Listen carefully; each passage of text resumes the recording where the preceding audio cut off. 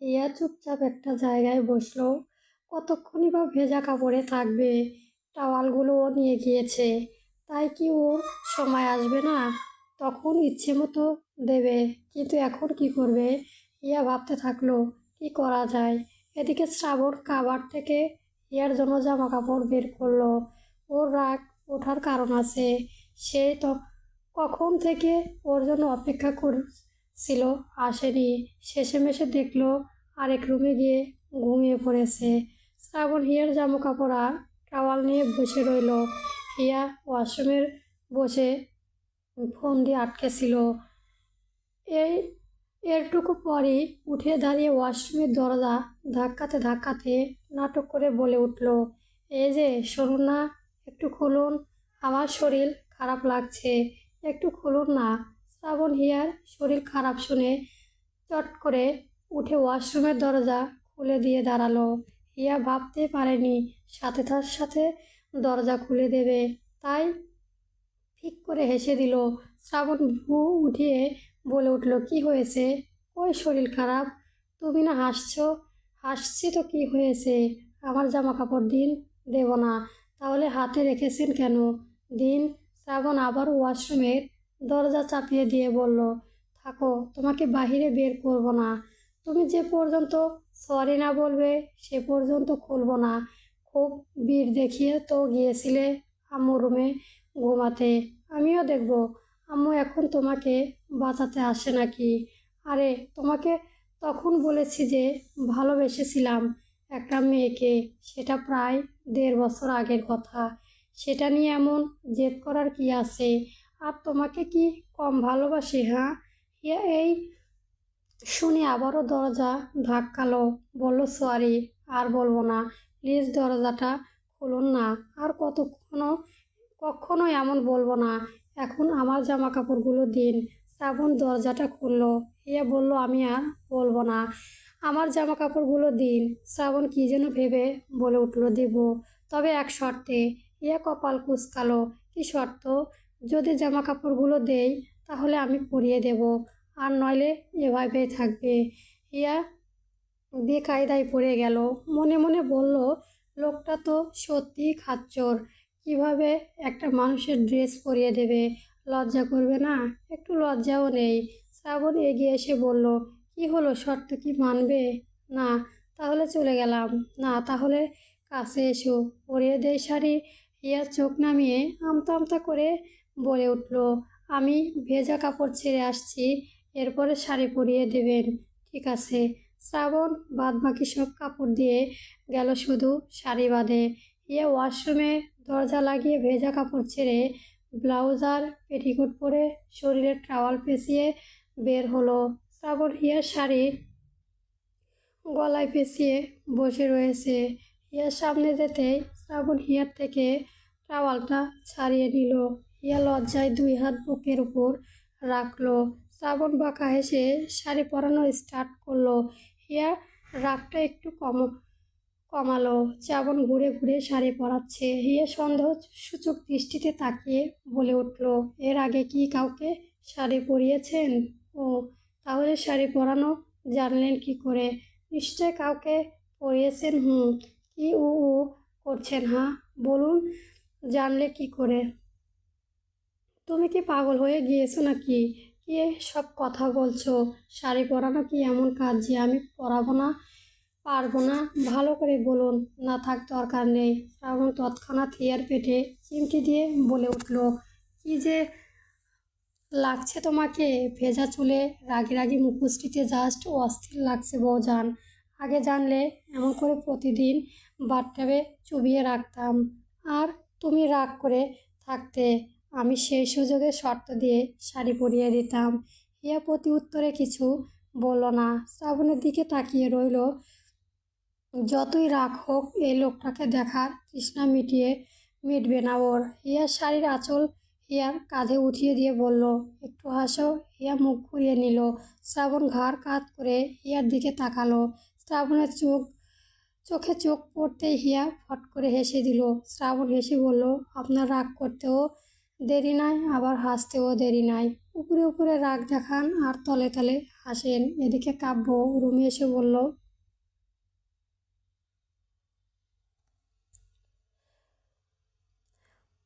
ভাইয়া ভাবিকে নিয়ে চলে গেছে, খুব রেগে আছে।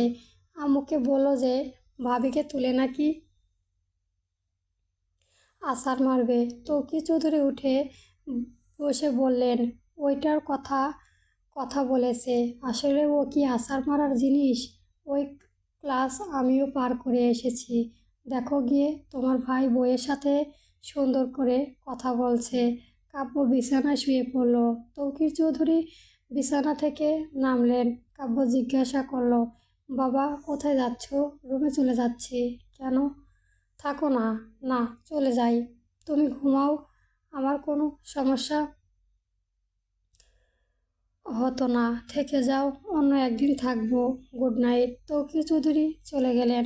কাব্য আবারও উঠে বিছানা থেকে নেমে রুমের দরজা লাগিয়ে দিয়ে এলো। শ্রাবণ ফোনে স্ক্রল করতে করতে শুয়ে পড়ল। হিয়া চুল শুকাচ্ছে আর থেকে থেকে হাঁচি দিচ্ছে। শ্রাবণ ঠোঁট বাঁকিয়ে বলে উঠল, এখনই এই অবস্থা, আর সামনে কি যে হবে আল্লাহ ভালো জানে।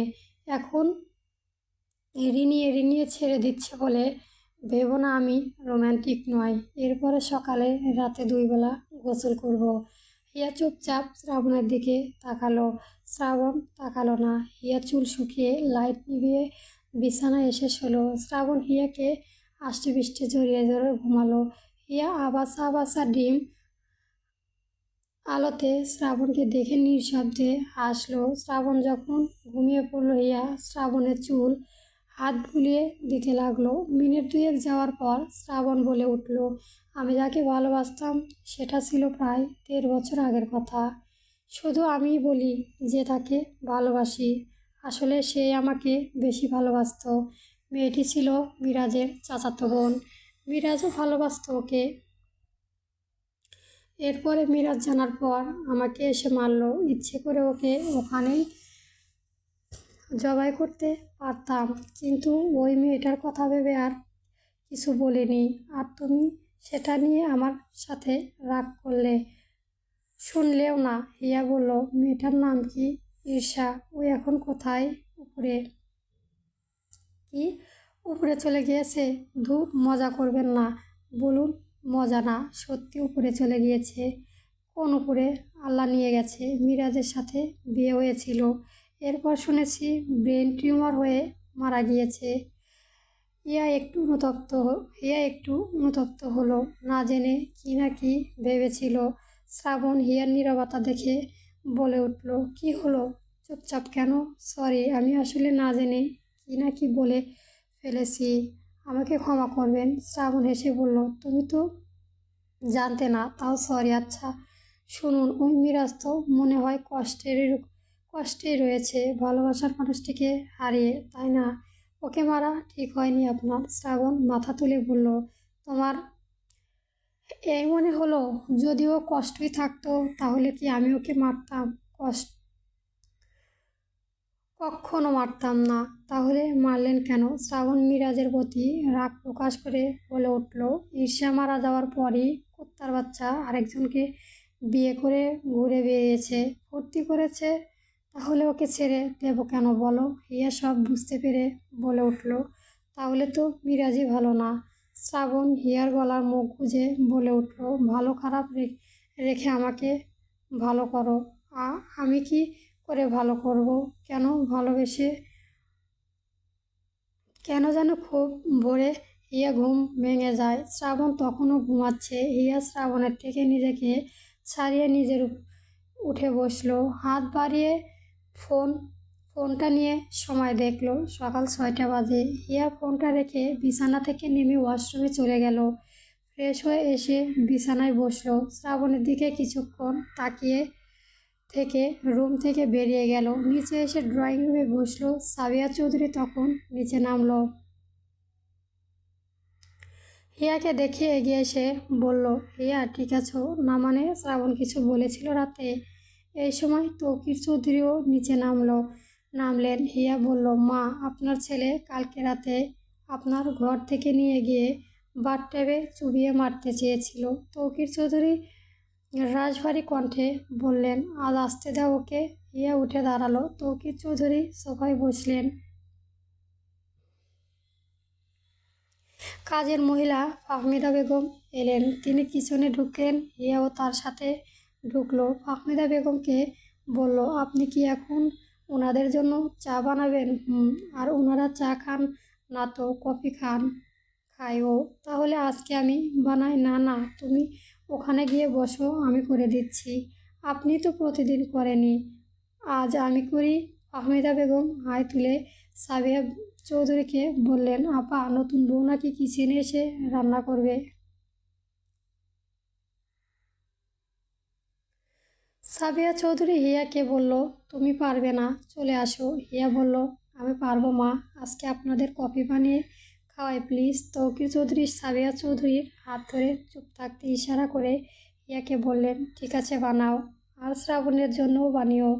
হিয়া খুশি হয়ে বলল, ঠিক আছে, থ্যাংক ইউ। হিয়া কফি বানালো 4 কাপ। দুটো শাশুড়ি দুটো শ্বশুর শাশুড়িকে দিল, আর 2 কাপ নিয়ে উপরে চলে গেল। কাব্য রুমটা লক থাকায় আর ডাকলো না। তবুও 2বার করে নক করে কোনো সাড়া না পেয়ে চলে গেল শ্রাবণের কাছে। শ্রাবণ ঘুমিয়েছিল। ও আবার এত সকালে ওঠার অভ্যাস নেই। যেদিন কাজ থাকে সেই দিন ওঠে, তাছাড়াও খুব কমই ওঠে। হিয়া শ্রাবণের কয়েকবার ডাকলো, এই যে শুনেছেন, উঠবেন না? শুনেছে। শ্রাবণ চোখ পিটপিট করে তাকিয়ে হিয়াকে দেখে বলল, কি হয়েছে, উঠবেন না? সকাল হয়ে গিয়েছে। শ্রাবণ উঠে বসলো। ফোনে টাইম দেখে বিছানা থেকে নেমে ওয়াশরুমে চলে গেল। হিয়া বিছানায় গুছিয়ে কফিটা হাতে নিয়ে দাঁড়িয়ে রইল। শ্রাবণ এলেই দিয়ে দেবে। শ্রাবণ বের হলো। হিয়া শ্রাবণের দিকে কফির মগ দিয়ে বলল, এই নিন কফি, আমি বানিয়েছি। শ্রাবণ ভ্রু কুঁচকে কফির মগ হাতে নিয়ে চুমো দিল। হালকা হেসে বলল, খুব ভালো হয়েছে। হিয়া খুশি খুশি দেখে অনেক খুশি হয়েছে। ইচ্ছে করছে শ্রাবণকে ধরে কয়েকটা চুমো দিতে, কিন্তু এসব করা যাবে না।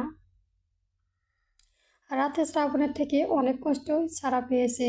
এখন আবার ধরা দিতে চায় না। বেলা 11টা। হিয়া কিচেনে এসে শ্রাবণের জন্য কিছু নাস্তা বানাচ্ছিল। এখন নিচে কেউ নেই বলে ও কিচেনে ঢুকতে পেরেছে।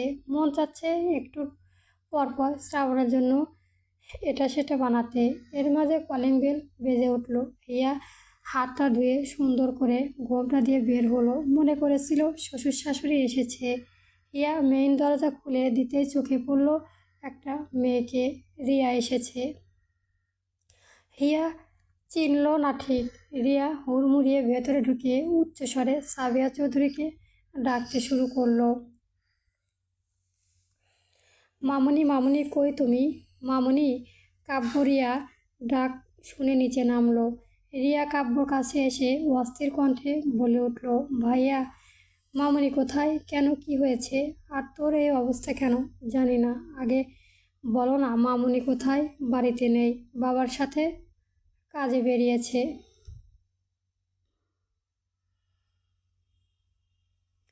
আ আসবে কখন? বিকেল হবে। রিয়া সোফায় বসে পড়ল। হিয়া কাব্যকে ইশারা করলো, কে এটা? কাব্য ইশারা করে উপরে যেতে বলল। হিয়া আগে সিঁড়ি বেয়ে উপরে চলে গেল। কাব্য রিয়াকে বসতে বলে উপরে আসতে নিল। রিয়া পেছন থেকে বলে উঠল, ভাইয়া, শ্রাবণ ভাইয়া কোথায়? রুমে কাজ করেছে। শ্রাবণ, কি কি কথা বলা যাবে?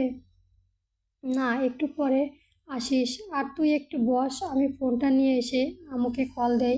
ঠিক আছে, যাও। কাব্য চলে যেতেই রিয়ার হাত কসলাতে কসলাতে কেঁদে উঠল। তার মামুনি তো কথা দিয়েছিল ওকে ছেলের বউ বানাতে, তাহলে অন্য কেউ বউ হয়ে এলো কেন? হিয়া উপরে এসে কাব্য রুমে সামনে দাঁড়িয়ে আছে। কাব্য এসে বলল, ভাবি, ও কি তোমাকে কিছু বলেছে? না, ওই মেয়ে এসে তো মাকে ডাকাডাকি শুরু করে দিয়েছে। আমার সাথে কোনো কথা হয়নি। ওই মেয়েটা কে ভাইয়া? ও সেই রিয়া, ভাইয়াকে ভালোবেসে। ও আচ্ছা, ভাবি, তুমি রুমে চলে যাও। ভাইয়াকে বলো যে রিয়া এসেছে। রিয়া এসে শ্রাবণকে বলল যে রিয়া এসেছে। শ্রাবণ রাগ করলো না, বরং ঠিক করলো রিয়াকে ভালো করে বোঝাবে। রাগ করে দেখা যাবে রিয়া ঝোঁকের মাথায় কিছু করে বসবে। শ্রাবণ হিয়াকে রুমে থাকতে বলে চলে গেল। সিঁড়ি নিচে আসতে কাব্য বলল, ভাইয়া রিয়া চলে গিয়েছে কেন? আম্মু কল দিয়ে ওকে বলো বাসায় যেতে। আম্মুরাও ফুপির বাসায় যাচ্ছে। ও আচ্ছা। কাব্য সোফায় গিয়ে বসলো। হিয়াও নিচে নেমে সোজা কিচেনে ঢুকে গেল। সেখানে শ্রাবণের জন্য পায়েস বানিয়েছে। শ্রাবণ হিয়াকে কিচেনে দেখে দাঁড়িয়ে রইল। হিয়া হাঁড়িতে থেকে পায়েসটুকু একটা কাচের পাত্রে ঢেলে রাখলো। সেটা আবার বাদাম দিয়ে ডেকোরেট করতে লাগলো। শ্রাবণ এগিয়ে গেল। হিয়া কাজ দেখে বলে উঠল, তুমি রান্না করলে? আপনার জন্য। কিন্তু আমি তো এসব মিষ্টি খাই না। খান না, খাবেন এখন থেকে।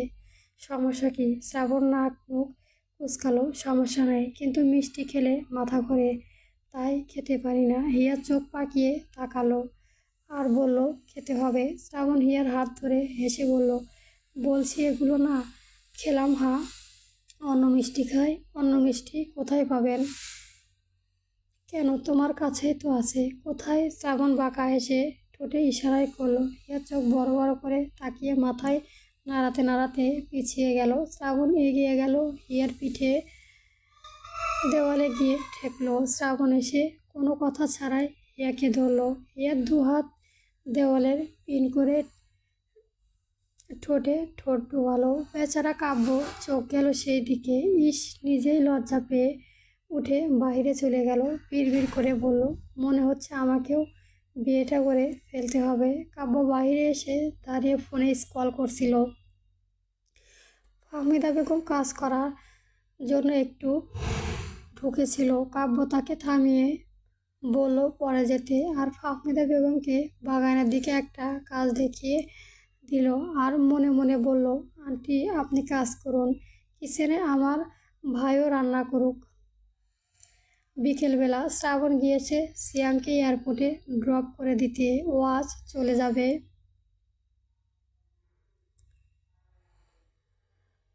এসেছিল এক সপ্তাহে ছুটি নিয়ে। এদিকে হিয়া ঘুমিয়েছিল একটু, কিন্তু ফোনে রিংটোনে ঘুম রইল না। উঠে বসে ফোনটা চার্জার থেকে খুলে এনে দেখলো আননোন নাম্বার থেকে কল এসেছে। হিয়া কলটা রিসিভ করে কানে নিল। ওপাশ থেকে একটা মেয়ে কণ্ঠ ভেসে এলো, আসসালামু আলাইকুম। হিয়া বলছে। কণ্ঠটা হিয়ার কাছে একদম অপরিচিত। না ওর ফ্রেন্ড, না রিলেটিভ কেউ।